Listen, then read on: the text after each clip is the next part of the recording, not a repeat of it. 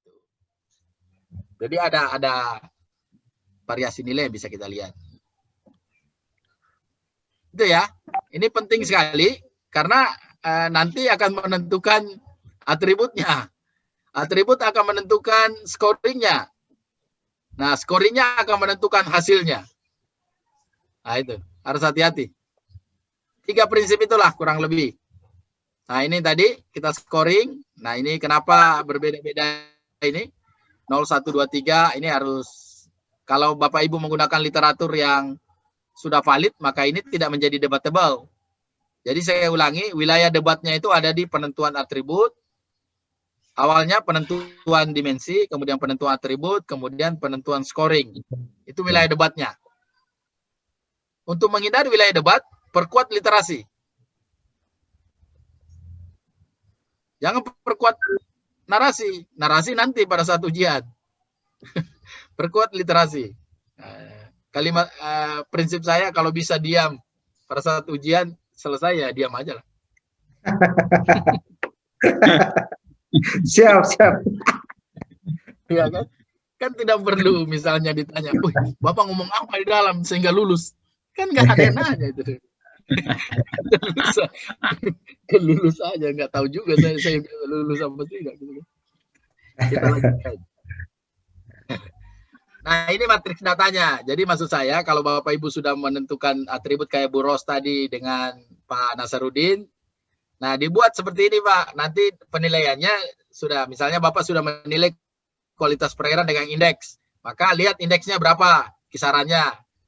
Nah, langsung Bapak tabulasi aja di sini. Oh, nilainya 2 ini. Inilah yang saya sebut angka-angka yang udah fix. Sehingga nggak perlu pakai korespondensi, nggak perlu pakai kuesioner. Nah, kalau misalnya nanti di sini ada pendapatan, nah, Bapak menggunakan kuesioner dulu, cari rata-ratanya, baru lihat, oh kira-kira kisarannya di mana? Oh di 1, di 2, di 0. Nah, Bapak tulis di sini 1, 2. Nah, ini data ini akan kita input. Ya. Kalau terbalik-balik nggak jadi masalah. Good, bad, bad, good, 0, 1, 2 nggak jadi masalah ini. Yang penting alasannya ada. Nah, saya selalu menekankan literasinya. Sekarang saya highlight dulu. Setelah ini kita install software. Ini bentuk softwarenya, ini template-nya. Template-nya udah saya kirim. Nanti Bapak Ibu sisa buka. Kemudian kita install. Ini cara menentukan referensinya. Kita akan praktek. Ini kita sudah di jam berapa nih? Jam 11. Cukup lah ya. Ya, kita di jam 11 berarti masih aman. Nah, kemudian, nah ini yang tidak bisa kita ganti nih. Ini yang tidak bisa kita ubah karena ini memang repis analisis, ini softwarenya ini. Nah, yang kita bisa ubah yang ini tadi. Yang ini kita bisa ubah, kemudian atributnya bisa kita ganti, kemudian kajiannya bisa kita ganti. Kajiannya ada di sini, bisa saja kita perbandingan wilayah, Pak. Misalnya tadi kasus sawit. Nah, Bapak bisa per kecamatan, bisa juga per kabupaten, bisa juga bandingkan antara sawit penduduk dengan sawit perusahaan. Loh. Nah, itu bisa dilihat. Tergantung pada fokusnya. Kembali ke fokusnya. Kita mau fokus yang mana? Nah, itu. Nah, kalau misalnya kita bandingkan sawit perusahaan dengan sawit penduduk, nah ini nanti kelihatan, oh ternyata yang berlanjut itu yang dikelola oleh penduduk. Nah, secara ekologi. Tapi secara ekonomi yang dikelola oleh perusahaan. Nah, itu muncul tuh suatu kebaruan itu. Prinsipnya mulai hari ini jangan takut dengan kebaruan. Bapak Ibu meneliti pasti muncul kebaruannya. Sisa membuat deskripsi narasinya saja. Syaratnya ya diskusi. Karena kalau tidak diskusi tidak bisa ketemu. Siap. Harusnya sih diskusi dengan pembimbingnya. Cuma pembimbing kita sibuk semua. dia cuma pesan, ya udah bikin saja, nanti udah jadi kumpul, jadwalkan kita sitkom. Nah gitu pesanannya. Udah di sitkom dibantai lagi. Tapi kalau sudah ikut training ini yakin tidak dibantai lagi Pak, karena Bapak Ibu sudah punya bekalnya. Ya. Ada bahan Pak. Ada bahan, sudah banyak bahan. Ini baru hari setengah hari nih, belum sampai 1 hari penuh nih. Saya yakin Bapak Ibu sudah banyak bahannya. Apalagi kalau grup masih berlanjut kan, wah masih aman. Ya, bagus sekali dilanjutkan. Bagus Pak, kalau dilanjutkan Pak. Iya, saya kasih tips. Kalau bukan saya pengujinya atau saya pengujinya, Bapak sisa WA aja. Pak, saya ditanya ini.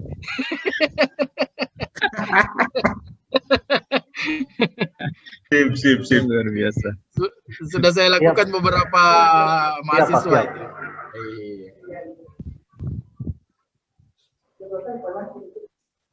Oke, kita lanjutkan.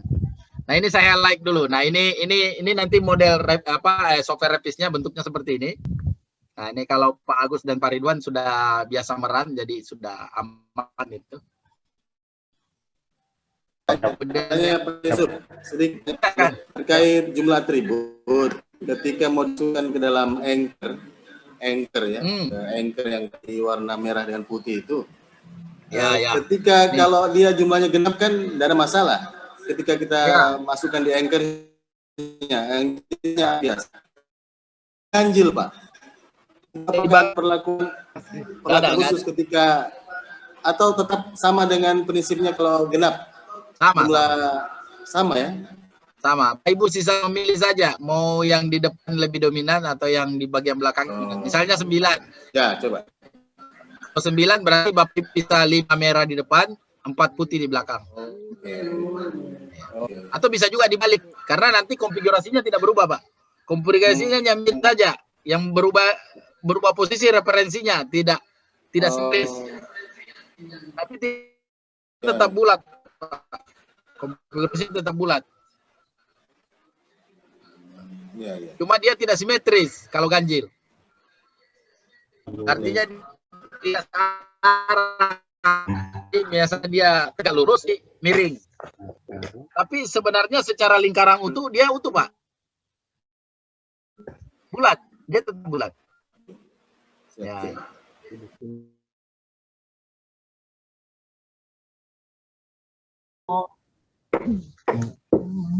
Siapa? Pak Senau?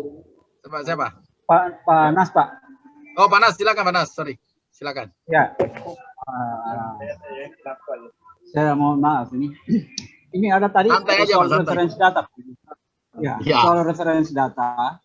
Nah, referensi data yang dimaksud ini baru kita kembali ke situ, begitu toh? Iya, kita ke sana. Standar yang sudah ada. Ini bapaknya Neneng. Ada iklan sedikit, nggak apa-apa.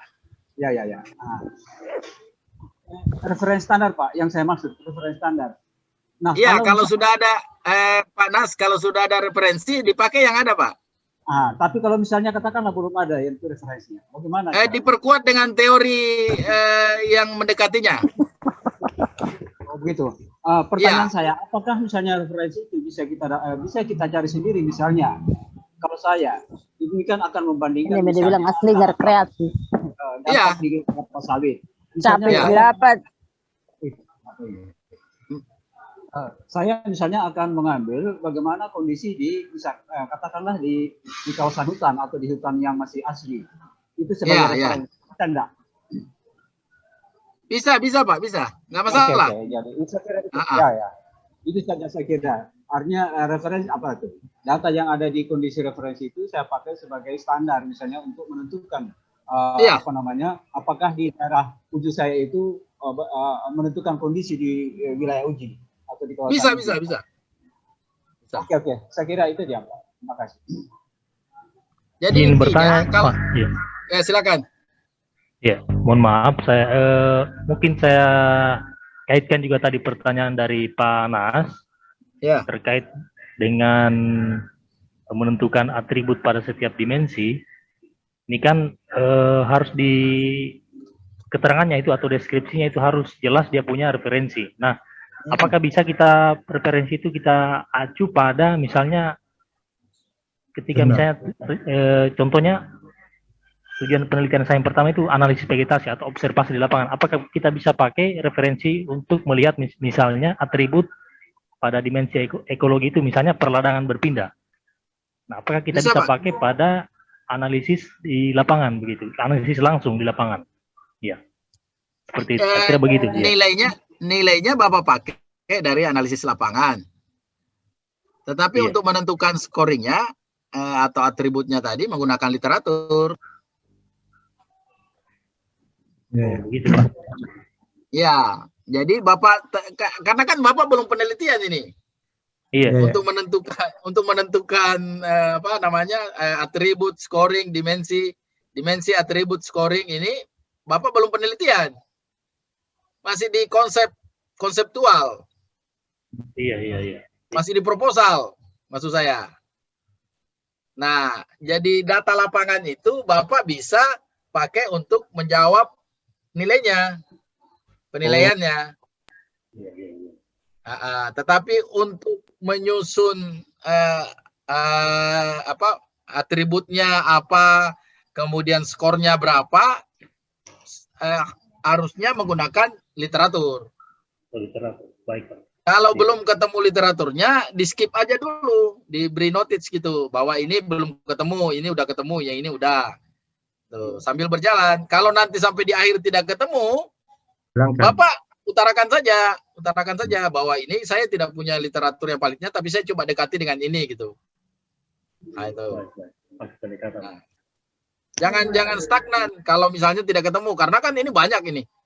Satu misalnya, satu itu ada 10, berarti kalau 5 dimensi berarti ada 50 atribut yang harus dideskripsikan itu. Itu bisa 1 semester itu. Baik, Pak. Terima kasih, Pak. Ya, sama-sama Pak Gus. Ya. Oke, yang lain. Kita lanjutkan. Nah, tadi kita sudah sampai, ini softwarenya, ini angkornya. Nanti tadi pertanyaannya Pak Ridwan, dan nanti sisa kita bagi. Nanti kita contohkan nanti kalau ganjil ya.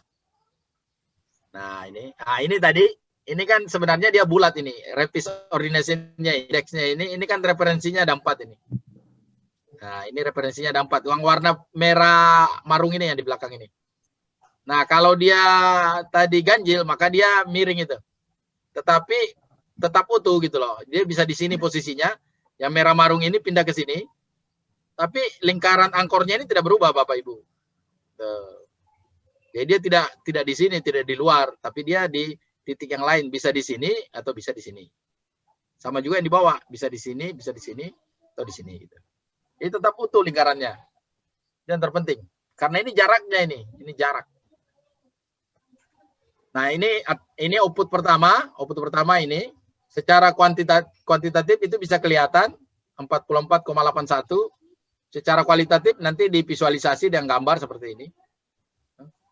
Nah, di sini juga ada nilai stres yang dikeluarkan oleh MDS. Ini nilai stres, kemudian nilai R kuadrat yang sering kita gunakan untuk menggambarkan model itu. Dia bisa menggambarkan data dengan baik atau tidak. Ini 94%. Kalau saya lihat ini karena multivariat umumnya sih aman ini. Ini aman.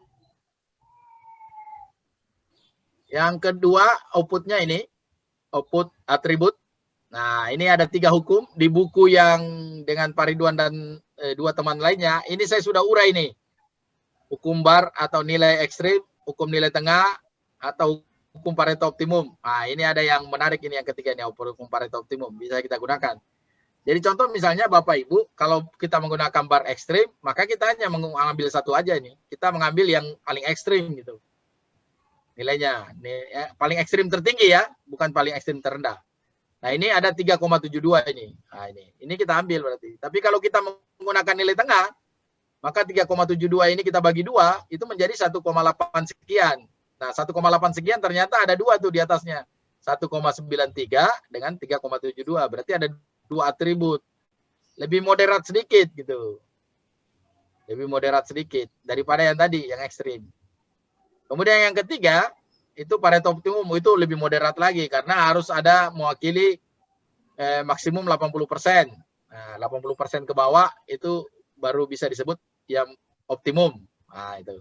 Jadi dari sekian ini kita kumulatifkan, nanti kita akan peroleh ini berapa persen, ini berapa persen, sumbansinya ini berapa persen, sampai 80% maksimum. Nah, itu yang kita gunakan sebagai Pareto optimum. Jadi lebih moderat daripada hukum bar, nilai ekstrim, nilai tengah, dan Pareto optimum. Kalau Bapak Ibu disertasi, saya anjurkan ya Pareto optimum itu. Supaya nanti pembahasannya bisa berpuluh-puluh lembar gitu. Karena atribut yang mau dibahas banyak. Nah, itu kan. Nah, yang berikutnya, output ketiganya adalah scatter plot dari Monte Carlo-nya. Nah, kalau scatter plot ini kan sederhana melihatnya. Kalau dia mengumpul itu bagus, seperti membuat bangunan Bapak Ibu. Jadi kalau kita membuat bangunan, sudah utuh, kemudian kita ambil hammer, kita coba challenge, pukul berapa kali, kalau dia tidak berhamburan, maka dia bagus. Kalau dia tidak roboh kan bagus itu tandanya tuh. Nah, iterasinya ini, iterasi itu umumnya 30 kali. Kalau di sini di by system ini, by software ini itu 25 kali iterasinya. Jadi tidak perlu lagi kita ubah.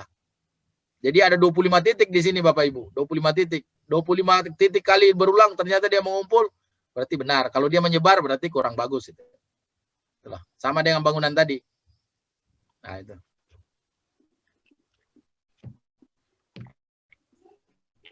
Nah, ini conclusion-nya. Yang pertama adalah validasi model, nilai stres harus kurang dari 20, nilai R kuadratnya menggambarkan model dapat menjelaskan data dengan baik, berarti 94, kurang lebih 6% yang tidak terjelaskan. Biasa kalau di regresi ada epsilon atau error, simbol E. Kemudian validasi model berdasarkan Monte Carlo maksimum 5%. Kenapa 5%? Karena dia menggunakan tingkat kepercayaan 95%. Kalau tingkat kepercayaannya 90%, maka dia bisa 10% di sini. Gitu loh. Nah, kemudian output model itu kita akan memperoleh 2. Yang pertama status, yang kedua adalah atribut yang mengungkit. Nah, itu. Jadi tadi sawit, berarti kita akan memperoleh status sawit, status pengelolaan sawit di situ. Kemudian atribut yang mengungkit keberlanjutan dimensi.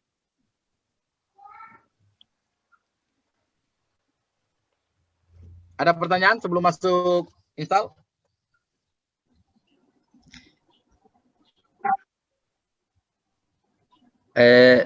Saya Pak bisa bertanya Pak? Bisa banget. Silakan. Ya, terima kasih Pak. Saya hanya mau memperjelas saja Pak, karena di rencana tulisan saya disertasi ini kan Pak, rencananya saya ke model dinamik seperti yang Bapak sampaikan di awal tadi. Kalau ke model dinamik, atributnya yang harus kita dapatkan itu banyak dan harus banyak referensi yang tersedia. Nah, sementara yang pribadi saya yang saya harapkan Pak, agar penelitian saya ini tidak memakan cukup waktu lama. Kira-kira dari 2 model ini, mana yang menurut Bapak yang tidak membutuhkan waktu yang lama antara Rapis ini dengan dinamik, Pak? Dinamik pasti membutuhkan waktu lama karena kita harus menguji hubungan teori-teorinya. Kan penelitian Bapak sebenarnya itu adalah rekayasa persamaan matematik ya? Ya, model matematiknya Pak. Jadi saya belum mengarahkan ke model mana yang saya gunakan. Makanya saya sengaja juga buat begitu Pak. Model matematiknya ini harus hati-hati karena kalau ketemu orang statistik nanti yang dia minta persamaannya, rumus-rumusnya. Oh gitu Pak. Iya, jadi makanya saya waktu itu merespon dengan sangat halus itu. Jadi maksud saya, saya khawatir Bapak memang orangnya orang dari matematika gitu. Kalau memang Bapak mau penelitian matematika, welcome aja sih. Cuma kan nanti akan lama karena kan persamaan matematikanya tentu tidak bisa langsung diterima satu kali gitu karena harus diuji berulang-ulang. Iya. Nah itu biasanya kalau yang itu penelitian seperti itu harus terkontrol. Nah itu.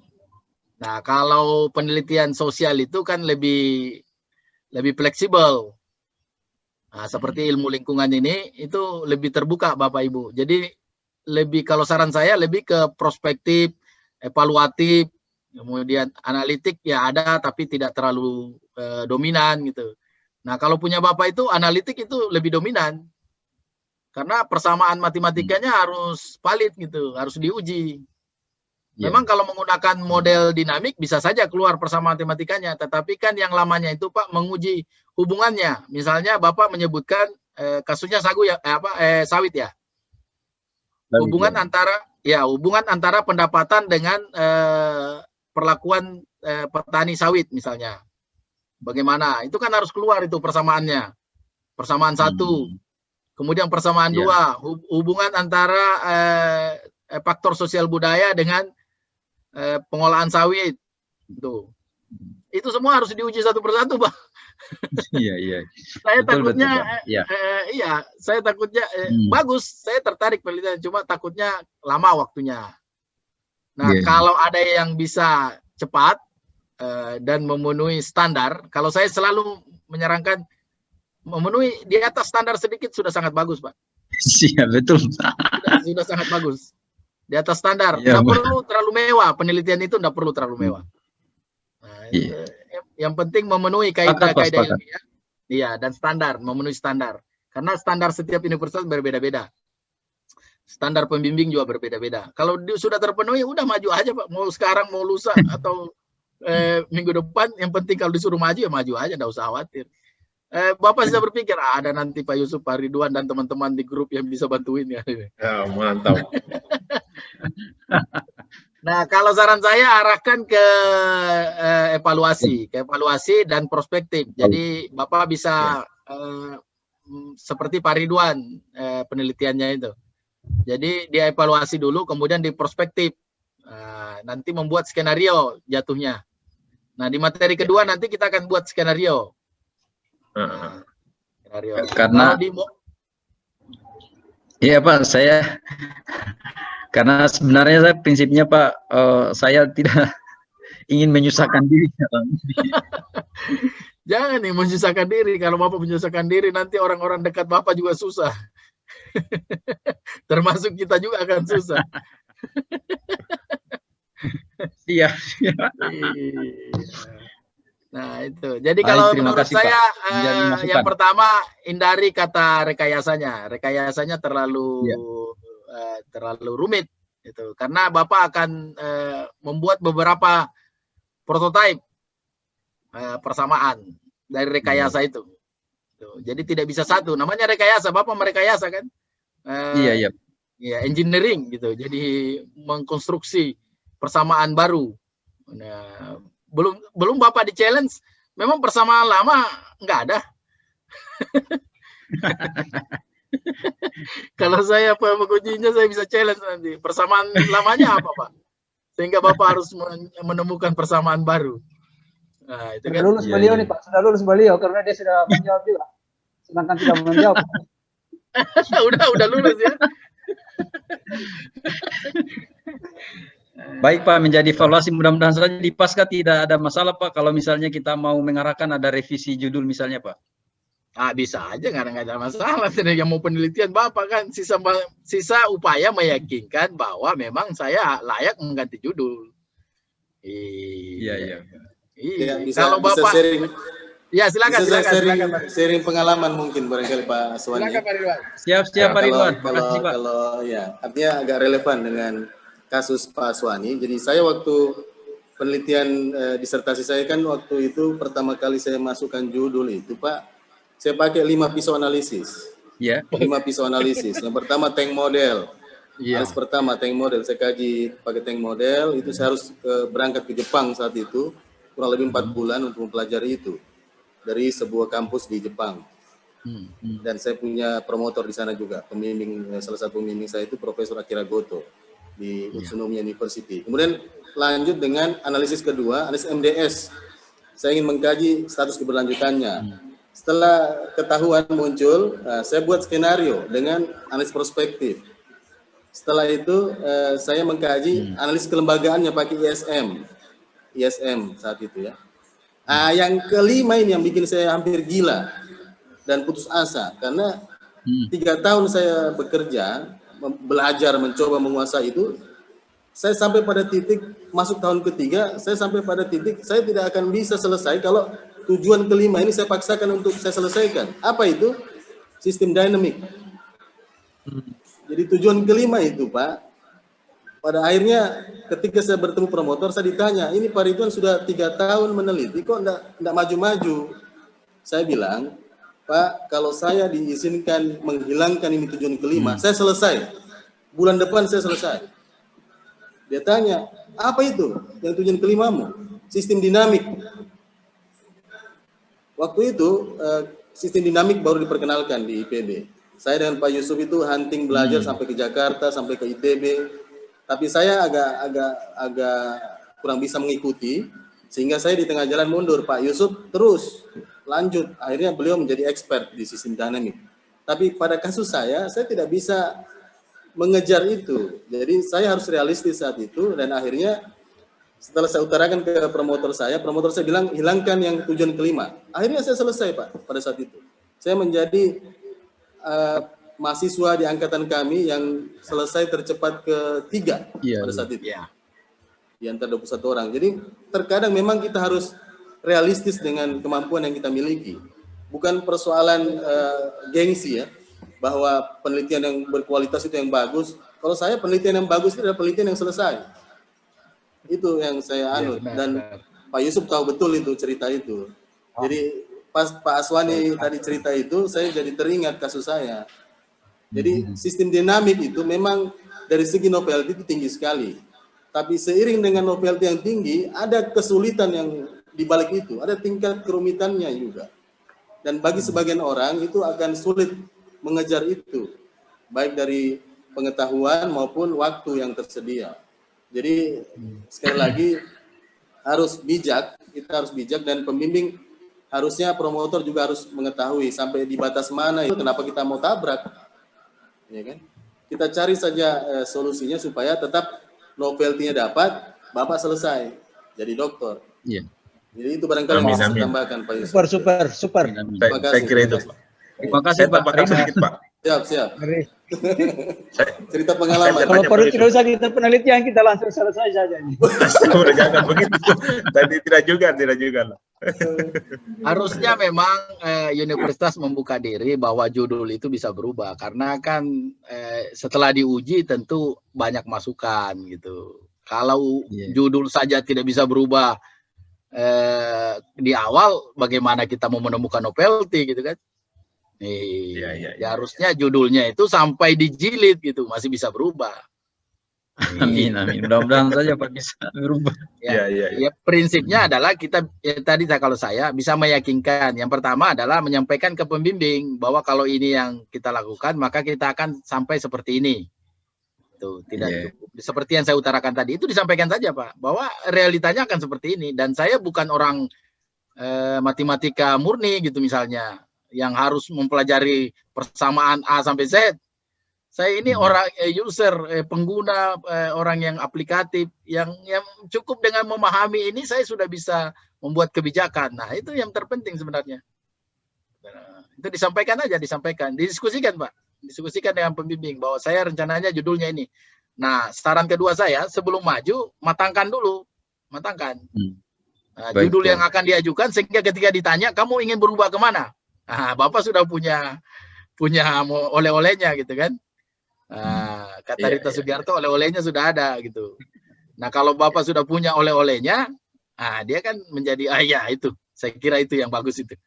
Itu lebih cepat, lebih baik kata JK. Itu. Saya lanjut Pak, saya tanya sedikit. Silakan. Terima kasih Pak Yusuf. Ini saya kira ini kegiatan pelatihan kita sangat bagus ya. Artinya mengkonstruksi kita untuk apalagi misalnya saya masih tahap-tahap proses awal ini. Iya. Yang pertama judul saya sebetulnya itu adalah model pertanian bioindustri sagu di Sulawesi Tenggara. Jadi saya cuma melihat model konvensional itu dengan produk yang terbatas, variasi produk yang terbatas. Tetapi kalau kita insert masuk model baru, misalnya model bioindustri dengan beberapa variabel-variabel produk-produk baru, itu sampai ke depan itu bagaimana keberlanjutan dan prospeknya. Itu saja saya melihat Pak. Kira-kira menurut ini, kalau saya melihat saya mau tanyakan itu metode analisis apa yang bisa mengcover ke saya punya itu. Apakah memang kalau awal saya memang saya merasa bahwa sistem dinamik ini penting untuk masuk, bisa menjawab. Tetapi kalau kelihatannya tadi memang bisa kita alihkan ke beberapa analisis lain yang lebih relatif simpel, tetapi bisa menembak janji itu, kenapa tidak begitu? Mohon saran Pak ya. Ya, yang pertama penelitian Bapak adalah harus menemukan forecasting modelnya. Jadi harus bisa memprediksi ke depannya. Ya. Nah, tentu model-model forecasting yang harus digunakan, model-model yang bisa memprediksi ke depan. Nah, karena kita harus membuktikan bahwa ke depan ini memang dengan penambahan atribut ini maka menjadi lebih bagus. Ya. Karena belum dialami, Pak. Jadi harus dibuktikan secara simulasi. Dan yang bisa menjawab itu hanya metode-metode simulasi. Salah satunya adalah model dinamik. Kelemahan model-model yang lain itu karena dia kita tidak bisa memprediksi ke depannya. Contoh misalnya kita menggunakan model Revis atau tools Revis. Kemudian kita membuat skenario. Nah, kita hanya memperoleh keyakinan bahwa skenario moderat dan skenario optimislah yang bagus. Tapi kita tidak bisa melihat hasilnya, Pak. Tuh. Kalau sistem dinamik, kita bisa melihat perilakunya, grafiknya ada, nilainya berapa. Nah itu. Nah kalau yang lain, yang prospektif, AHP, ISM, atau misalnya di statistik ada ARIMA, nah itu. Kita memperoleh nilainya, tetapi hanya sebesar keyakinan gitu loh. Karena perilaku model itu tidak bisa dibandingkan. Kalau misalnya kita tambah 20 tahun ke depan, bagaimana kondisinya, 10 tahun ke depan, bagaimana kondisinya, itu tidak bisa kelihatan kalau di skenario prospektif tadi. Iya. Kita hanya yakin saja bahwa kalau kita pilih moderat, ini ke depan akan bagus. Kita hanya yakin saja. Kalau ditanya penguji, seberapa yakin sesuai dengan keyakinan ilmiahnya metode ini? Itu jawabannya, Pak. Iya. Tapi kalau Bapak menggunakan model dinamik, maka Bapak bisa membuktikan, lihat grafiknya. Kalau kita menggunakan model existing, maka grafiknya akan landai di tahun sekian. Sementara kalau kita menggunakan model dinamik, menambah atribut, maka grafiknya akan tumbuh sekian persen. Nah, itu. Keyakinan itu bisa kita ucapkan dengan baik.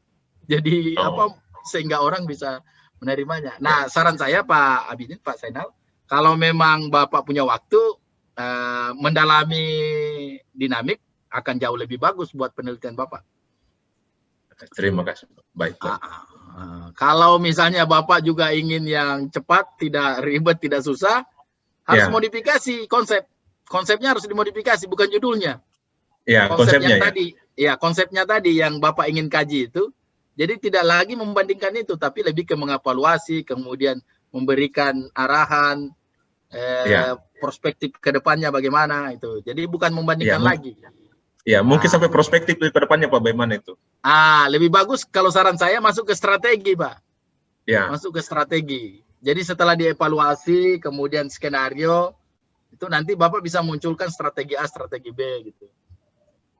Kalau di dinamik, pengalaman saya, kalau betul-betul Bapak ingin meneliti dinamik, itu tadi 2 semester habis waktu untuk menguji, mensimulasinya itu, Pak. Simulasinya. Nah, dan tentu tidak mulus karena stresnya banyak. Karena persamaan matematika di dalamnya, Pak. Bisa saja kita bagi 2, bisa kita bagi 3, bisa kita kali 4, kali 1000. Kita akan cari model yang paling pas, persamaan yang paling pas. Saran saya lari ke strategi atau ke skenario. Ujungnya. Saya kira di situ, Pak. Terima kasih banyak, Pak Jo. Mudah-mudahan nanti bisa banyak dibantu saya ini. Insya Allah. Nggak usah khawatir. Siap. Terima kasih, Pak. Ya, sama-sama. Baik, kita lanjut. Nah, kita coba masuk.